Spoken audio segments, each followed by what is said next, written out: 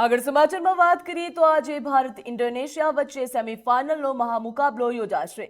સાંજે 7 વાગે અમદાવાદમાં હાઈ વોલ્ટેજ મેચ રમાશે। ભારતીય મેન્સ વોલીબોલ ટીમને જોરદાર સમર્થન આપવામાં આવી રહ્યું છે, જ્યાં નારણપુરાના વીર સાવરકર સ્પોર્ટ કોમ્પ્લેક્સમાં આ મુકાબલો યોજાવા જઈ રહ્યો છે। અમદાવાદ આજે ફરી એકવાર આંતરરાષ્ટ્રીય રમતના રોમાંચનો સાક્ષી બનવા જઈ રહ્યું છે।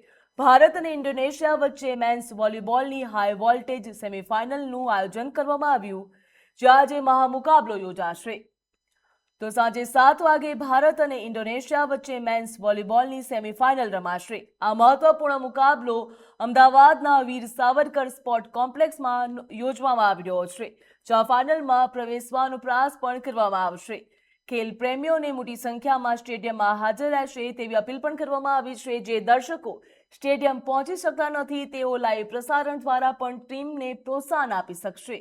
તો મેચ દરમિયાન દરેક પોઈન્ટ ઉપર ભારતના નારાથી ખેલાડીઓનું મનોબળ વધવાની પણ અપીલ કરવામાં આવી છે। ભારતીય મેન્સ વોલીબોલ ટીમ સેમીફાઇનલમાં શ્રેષ્ઠ પ્રદર્શન કરીને ફાઇનલનું ટિકિટ મેળવવા માટે મેદાનમાં ઉતરશે।